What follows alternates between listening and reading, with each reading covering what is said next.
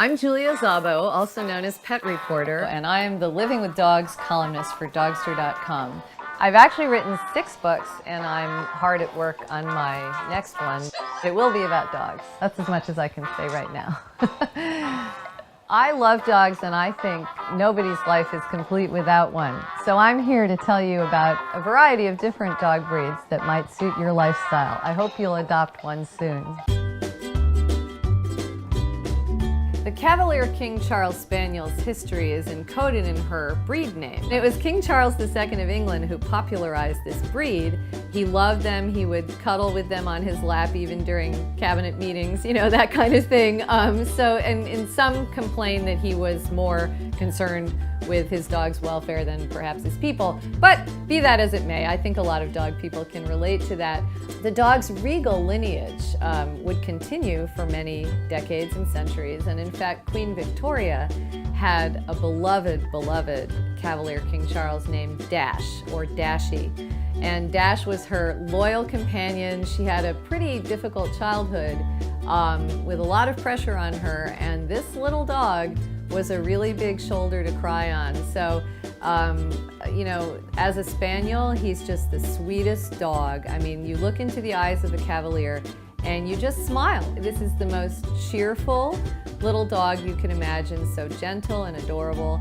And I can imagine that Queen Victoria's life might be very different if she wouldn't have had this very faithful friend. In addition to being beautiful and sweet, the Cavalier is just such an easy animal to have around. They get along with pretty much everyone. The ones that I've known, they get along with other dogs and cats. They get along even with bigger dogs. My dogs like to play with Cavaliers on the street. You just couldn't ask for a better natured animal than a Cavalier. The Bulldog, or English Bulldog, is not exactly what you'd call a classically handsome gentleman, but in fact he's so sort of ugly that he's adorable. He's got a really pronounced underbite. He's very wide. Unfortunately, sometimes he gets overweight, so that's very important if you have a Bulldog. You don't want to let him get overweight because he will have a hard time breathing. And just the way they kind of waddle and lumber along, they're just delightful creatures. Yale University's athletic mascot is, of course, a Bulldog named Handsome Dan. So that sort of like, you know, says it right there. Handsomeness is all in the eye of the beholder. With Bulldogs, though, they really suffer in hot climates. So whenever it gets hot where you live, you've got to really mind your air conditioning and your fan. You really mustn't leave them unair conditioned when it gets hot because they could actually die of it. I've actually seen people walking their English Bulldogs on the streets of New York in the summertime, and the Bulldog just flattens out on the sidewalk. He just doesn't want to go any further. And once they get to a certain size, it's actually not easy to lift them up and transport them. So these are all considerations that you want to take into account with your dog walking schedule. And but you know, it's very doable. Some very big celebrities have them. Adam Sandler has one. In fact, he dressed his dog up in a tuxedo for his own wedding. Howard Stern's wife Beth Stern has a Bulldog named Bianca, and they're kind of an odd couple together because Beth is really tall and thin, and then Bianca's quite the opposite. So you know, people really have a soft spot for these doggies, and as long as we take care of them the right way, why not have them as a companion? Pit bulls are my favorite kind of dog. Pit bulls are extraordinary to me, but unfortunately, a lot of the world really doesn't like pit bulls. This dog is the most feared and irrationally loathed and legislated against dog, literally, in the world. Tragically, the reason why so many people have been able to successfully misuse and exploit and abuse pit bulls is because pit bulls are so loyal to their owner. If the owner is a criminal who wants to do bad things, sadly, the dog doesn't want to do those things, but because the owner wants to do it, he wants to please the owner, so he'll do it. But if the owner is a really great person who wants to go to hospitals and visit old people and young people who need a smile, They'll do that gladly. That's their favorite thing to do. They will do search and rescue work. They will just be your friend. They will come running with you. They'll sit on the sofa with you. A lot like mutts, they're very, very versatile and adaptable. In a weird way, they kind of are mutts because they're a hybrid of terrier and bulldog. The complete name is American Pit Bull Terrier. I never said pit bulls are totally easy dogs to have. They're very, very strong. They can be very strong-willed. You have to be firm but gentle. And you have to show the dog that you're the top dog, you're the boss, and so he listens to you. But you don't want to be rough with him. You don't want to use cruel training methods, no shock collars, none of that. You just want to harness that energy for good. Believe it or not, in World War I, pit bulls were a symbol of American strength and patriotism. So here we have this dog with this incredible history, incredible legacy.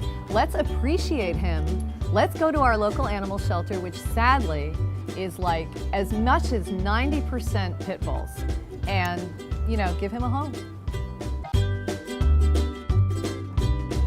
The Chihuahua's distinction is that he is really the smallest known dog breed. And when you get into the really tiny teacup Chihuahuas, you're talking a little thing that is even smaller than a squirrel. Chihuahuas can be a little bit bossy, let's say.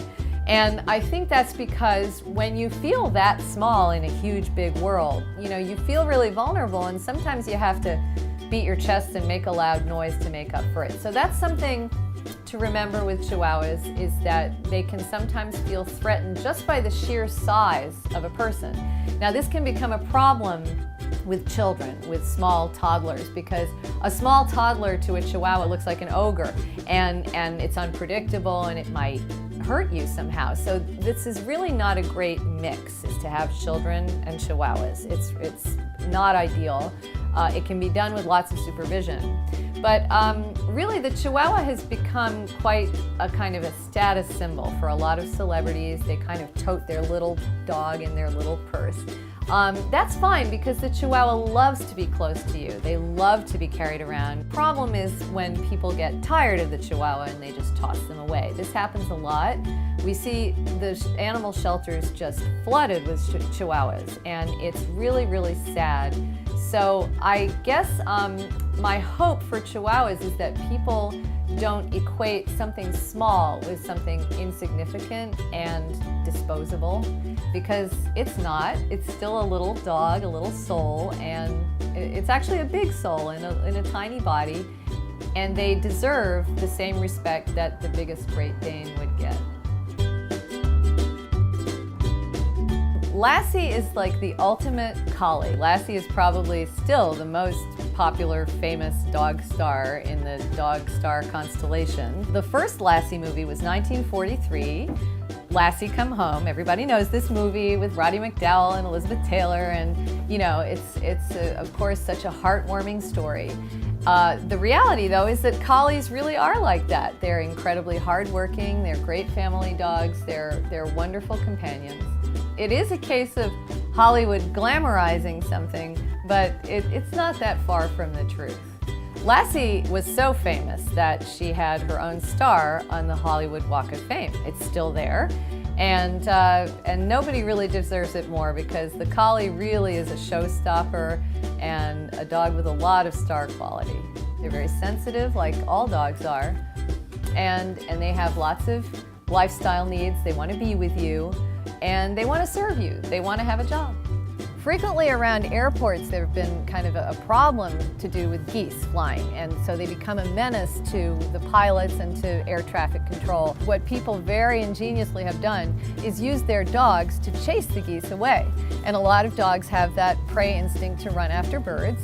So that's a perfect combination, and it's a perfect job for a dog who loves to chase after birds. It's a win-win situation. The dog gets a job and is tired out at the end of the day and doesn't do destructive behaviors, and there aren't any geese to endanger flights. So it's a wonderful thing. The Dachshund may look like a little dog, but he is actually not in the toy group. He is in the hound group because he is a ferocious warrior. He's actually bred to fight badgers to the death. Dachshund Hund means badger hound in German. And the way the dog is built with that long body and the little short legs and the really sharp teeth with the long snout, this is like hardwired design for burrowing down into the badger hole and going after the prey. So you're looking at a dog, once he's at home, he loves to burrow in things. So don't be surprised if your Dachshund is going to be wiggling under the covers. They frequently like to sleep all the way under the covers, like totally, not just tucked in, but like enclosed. And that's normal because they're bred for that.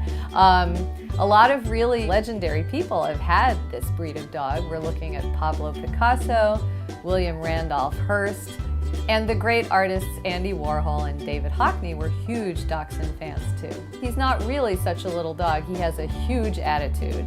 If you've ever noticed, Dachshunds don't really smile a lot.